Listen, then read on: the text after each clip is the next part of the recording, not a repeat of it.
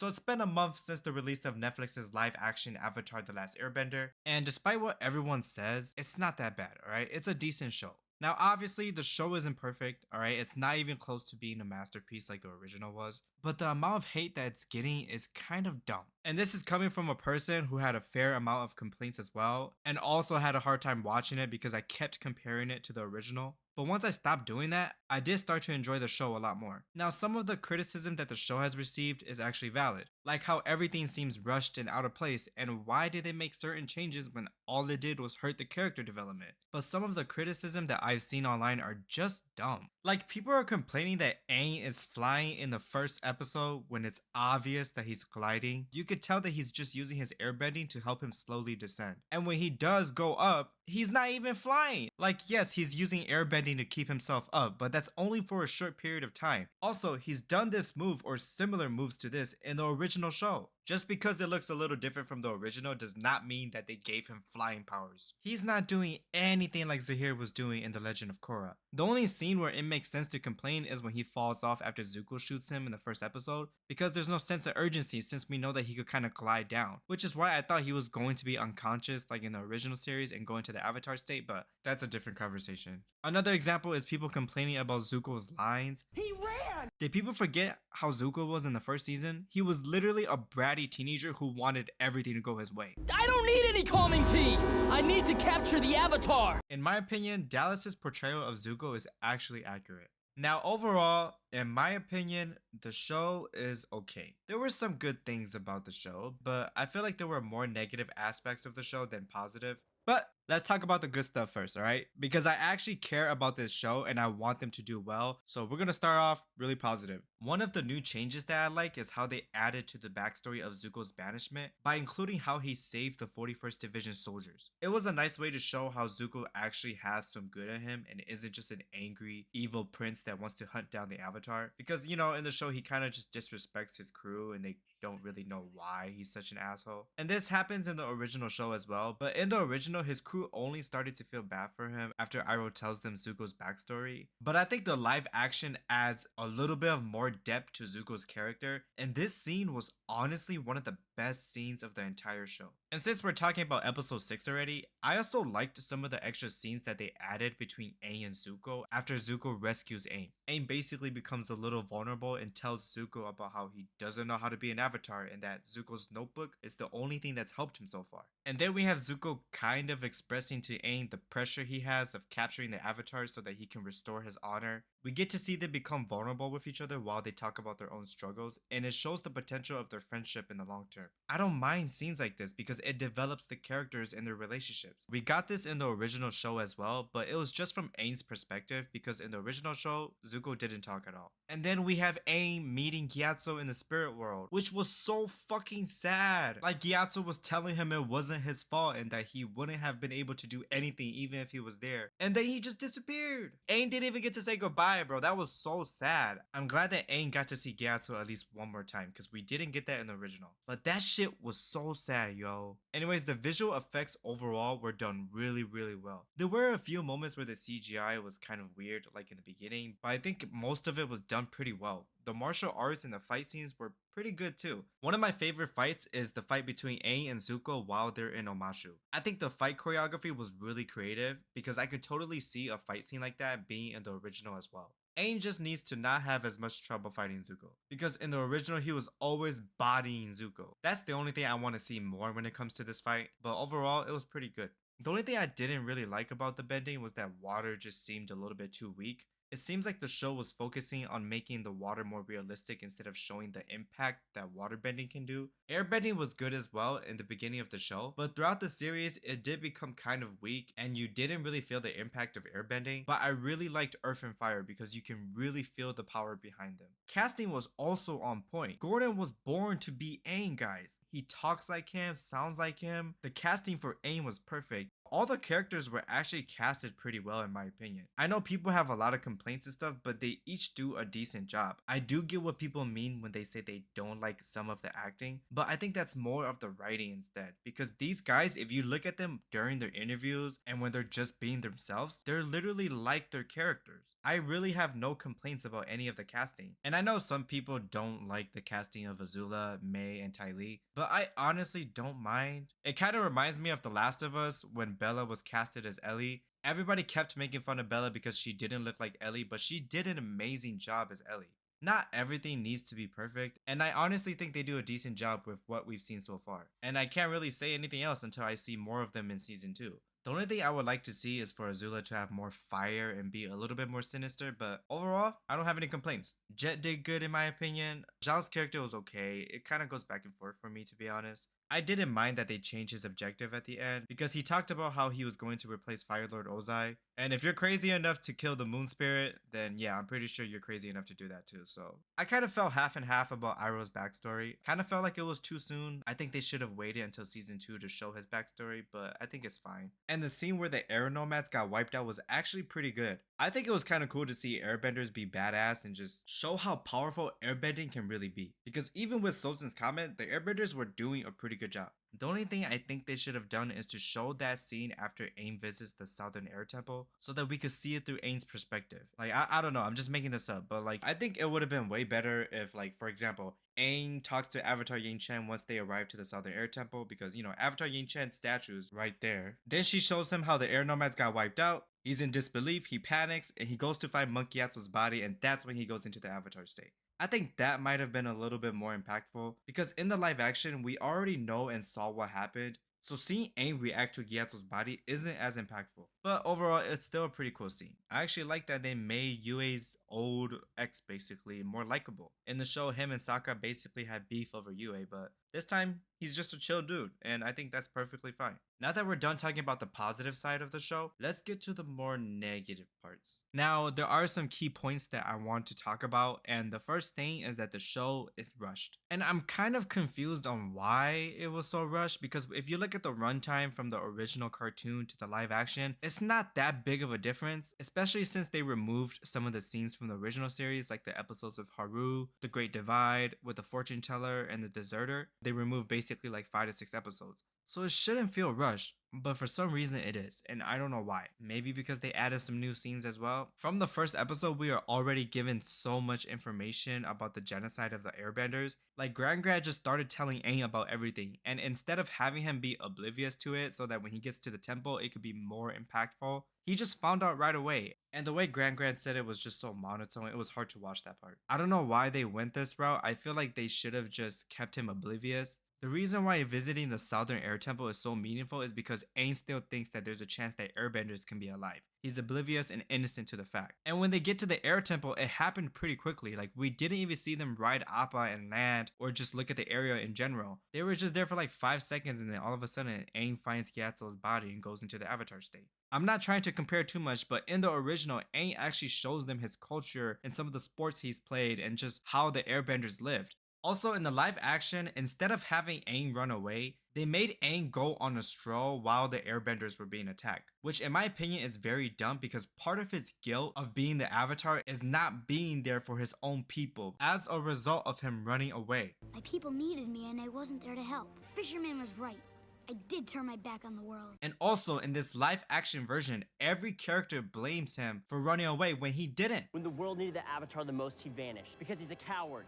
Run away from your responsibilities again, and even more will be hurt. People are dying. So if you're gonna have every character blame him for running away, while also making Aang's character more serious because you want him to feel the responsibility of being the Avatar, you might as well have made him run away because that would have been a good reason as to why he's so serious. Because he ran away, he feels responsible for what happened. Compared to if he went on a stroll, he would still feel the same guilt, but it's not on the same level if he ran away instead. And that's the tone that they were going for. They want Aang to be a more serious character. So having him run away makes more sense because more guilt means that he feels more responsible for everything, which makes him more serious. And when Aang visits Bumi doesn't even give him any challenges at all. They kind of talk over the dinner table and then all of a sudden Aang is fighting Bumi. Yes, Bumi trapped him in these little crystals for like 5 seconds, but that's pretty much it. I know some people like the changes that they did with Bumi, and it does kind of make sense in some people's perspective. You know, your friend vanishes for 100 years and leaves you in this war. Of course you'd be mad.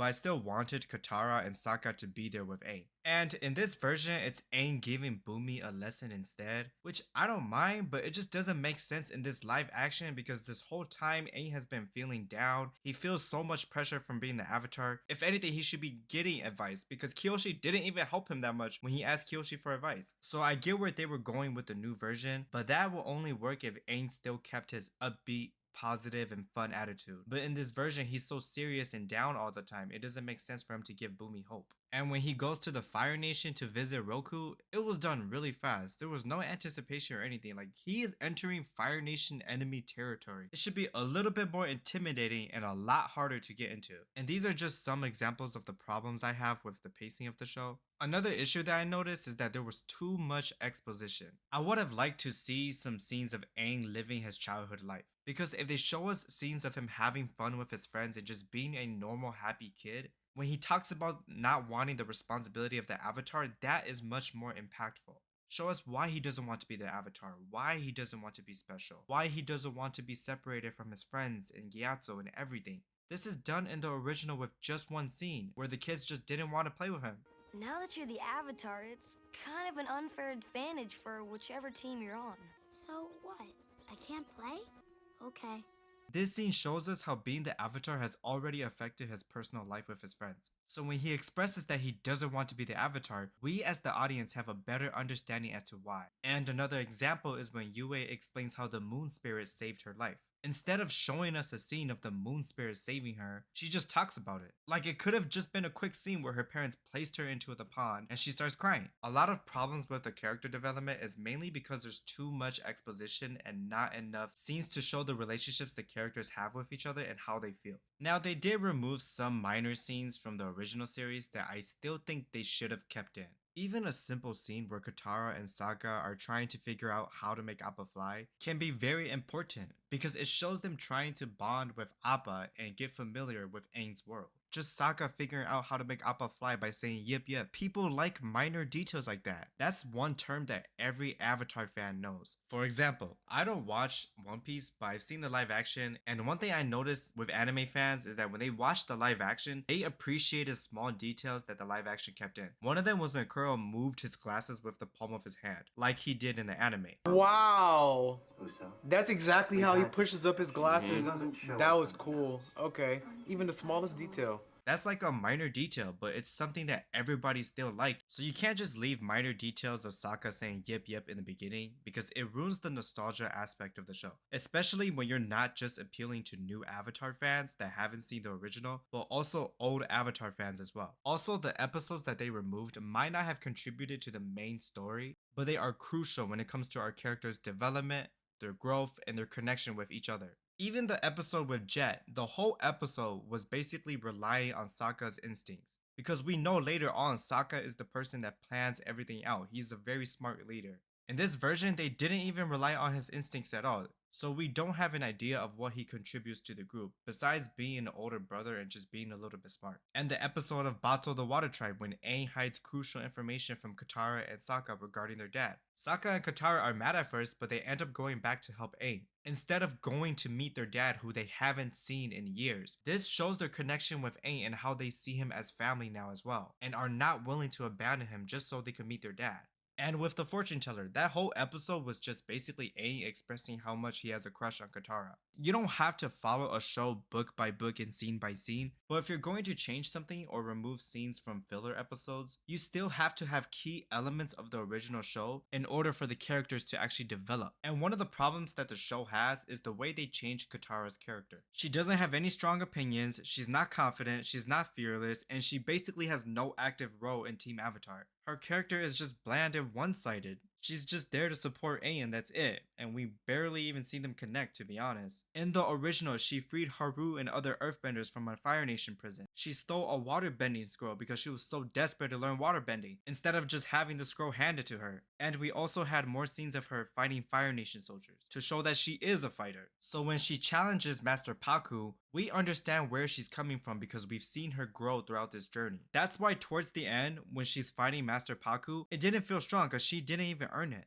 And the thing that bothered me the most is how did she become a master without Master Paku? I know that she's kind of a prodigy in the original show, but come on guys, there is no way that she could develop her waterbending skills that fast. And it was so forced when one of the other kids called her a master when she didn't even earn it. In the original series, she was the responsible one. But in the live action, they gave that role to Sokka instead and left her with nothing. And that change would have been fine if they substituted some of her traits from the original show with something else, but they didn't. Also, I hate it when TV shows automatically make a character able to do something even though they've never done it before. Like, how is she able to stop Zuko's fireball when she wasn't even able to lift up water 30 minutes ago, let alone lift up water 500 feet in the air? One of the things that I couldn't wrap my head around is why is no one questioning the fact that Aang is a kid? The Avatar has been gone for 100 years, and when they see Aang, they're not surprised that he's a 12-year-old boy. You're just a child.